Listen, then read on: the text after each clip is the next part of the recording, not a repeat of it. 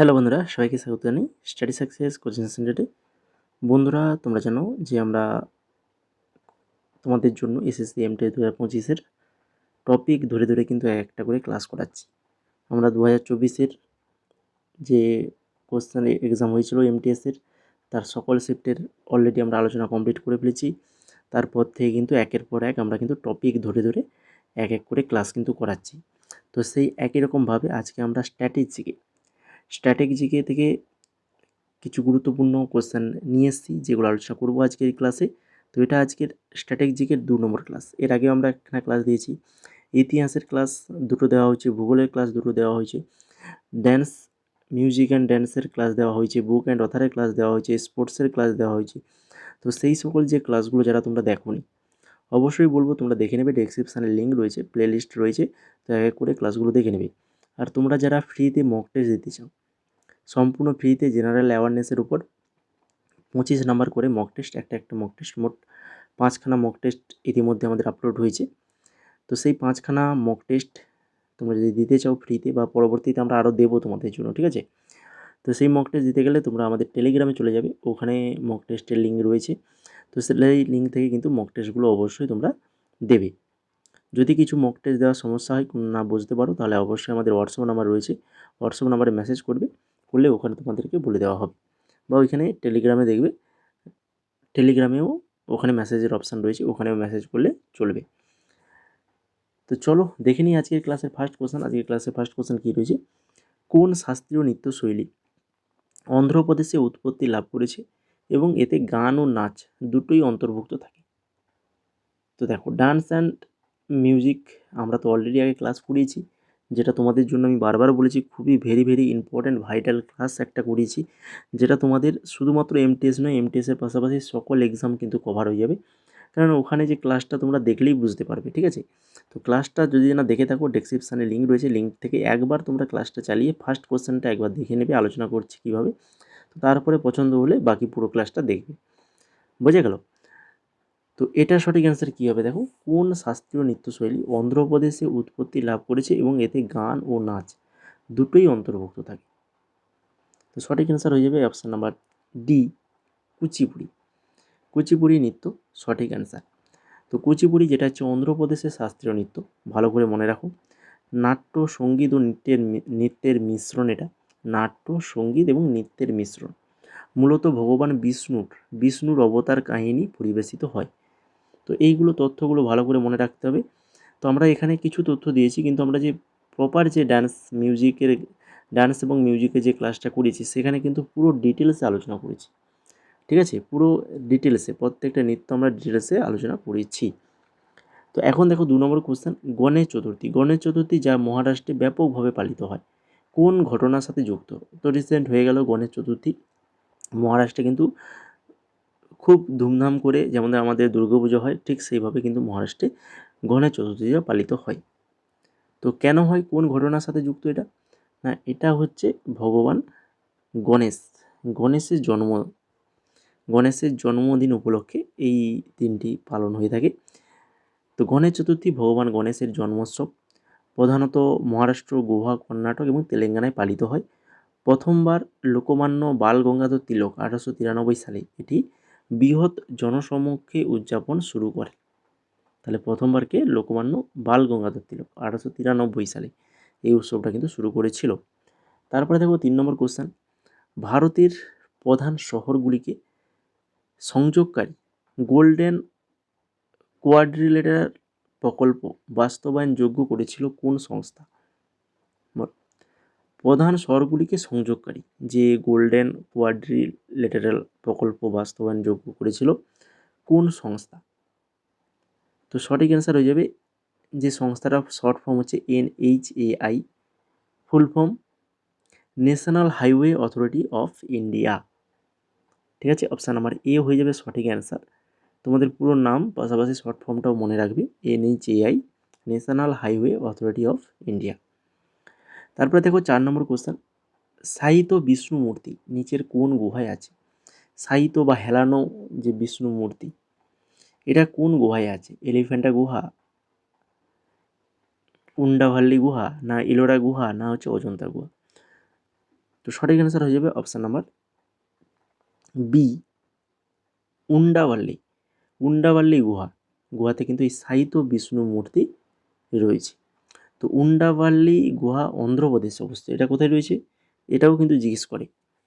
উন্ডাওয়াল্লি গুহা যেটা কিন্তু অন্ধ্রপ্রদেশে অবস্থিত, পর্যটক ও ইতিহাসবিদদের কাছে গুরুত্বপূর্ণ ধর্মীয় ও সাংস্কৃতিক স্থান।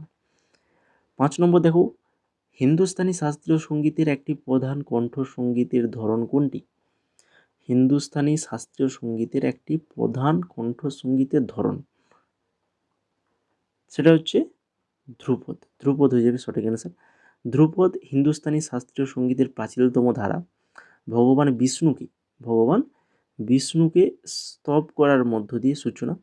এর বৈশিষ্ট্য গম্ভীর সুর, ধীর লয়, আলাপ আর পাখা আওয়াজের ব্যবহার। এইসব জিনিসগুলো কিন্তু ভালো করে তোমাদের এমটিএস এক্সামের ক্ষেত্রে কিন্তু ভালো করে এগুলো মনে রাখতে হবে। এইগুলো থেকেই কিন্তু কোশ্চেনগুলো করে, ঠিক আছে?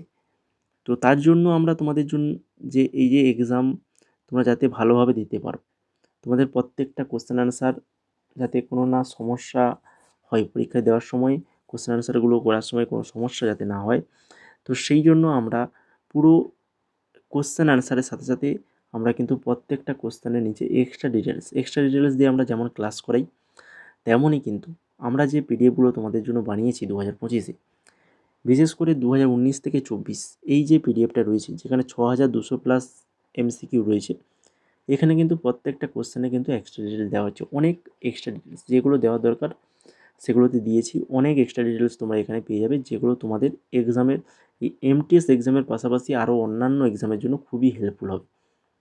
তো এই জন্য আমি ক্লাস করাই এক্সট্রা ডিটেলস দিয়ে, এবং আমি যে পিডিএফগুলো তৈরি করি সেখানে কিন্তু প্রত্যেকটাতে এক্সট্রা ডিটেলস দিই।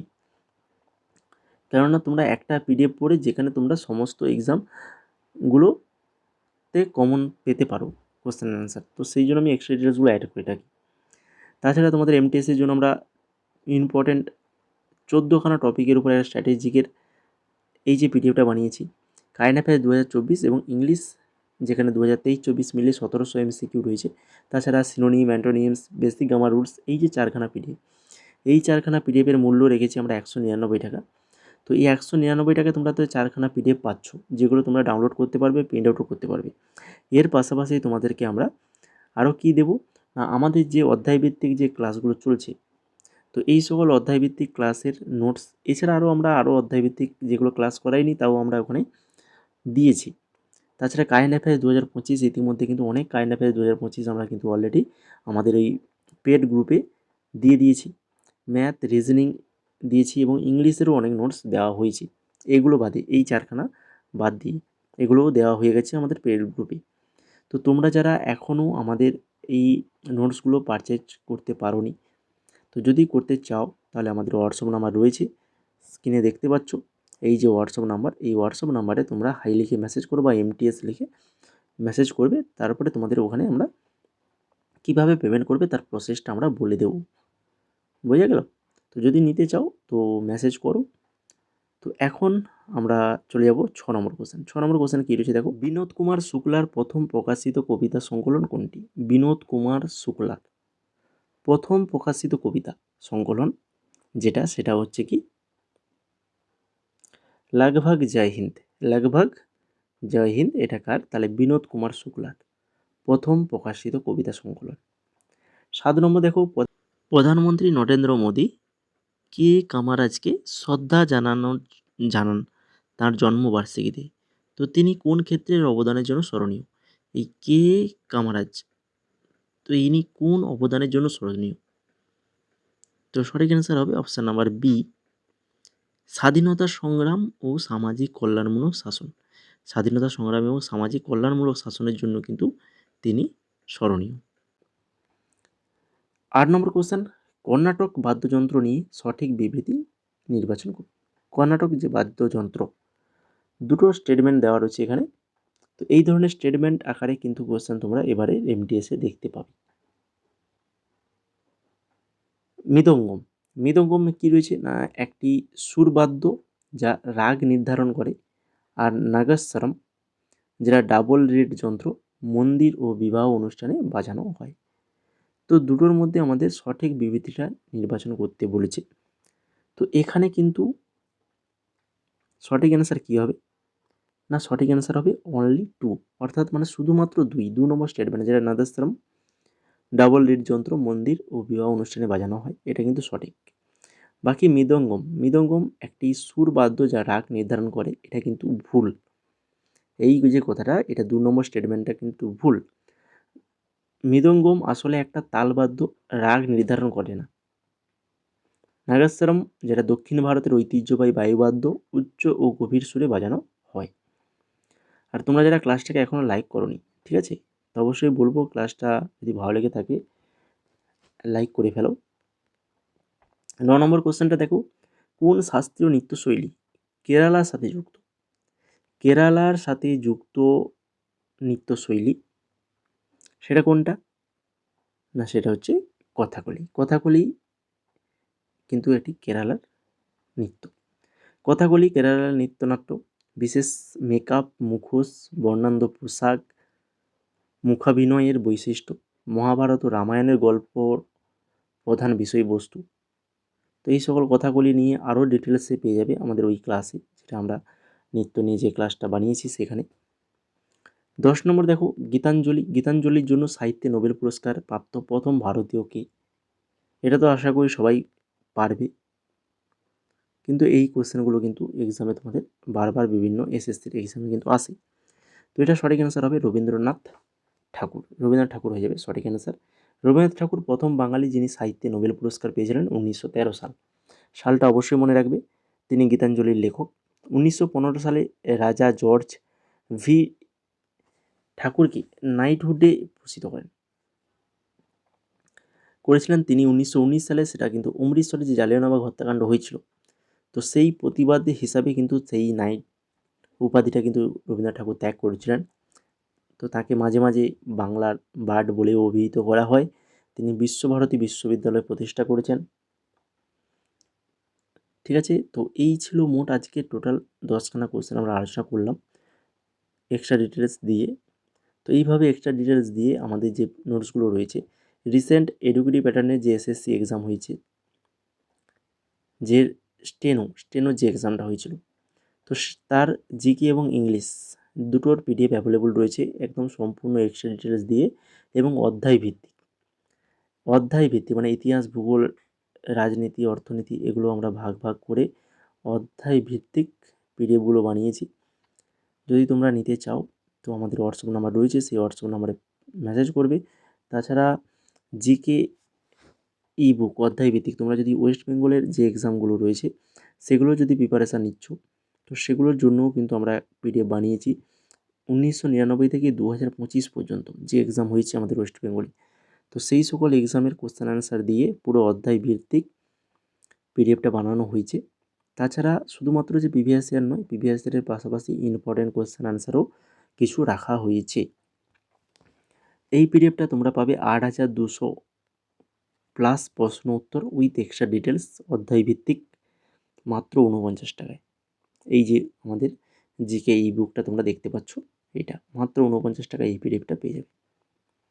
তো যদি তোমরা পিডিএফগুলো পারচেস করতে চাও, তাহলে অবশ্যই আমাদের যে হোয়াটসঅ্যাপ নাম্বার রয়েছে স্ক্রিনে দেখতে পাচ্ছ যে হোয়াটসঅ্যাপ নাম্বার, এই হোয়াটসঅ্যাপ নাম্বারে হাই লিখে মেসেজ করো, বা যে পিডিএফ নিতে চাও, যদি জিকে ই বুক লিখতে চাও তাহলে জিকে ই বুক, স্টেনো নিতে চাইলে স্টেনো, এমটিএস নিতে চাইলে এমটিএস, বা সিএইচএসএল যদি নিতে চাও সিএইচএসএল, এইভাবে লিখে মেসেজ করবে।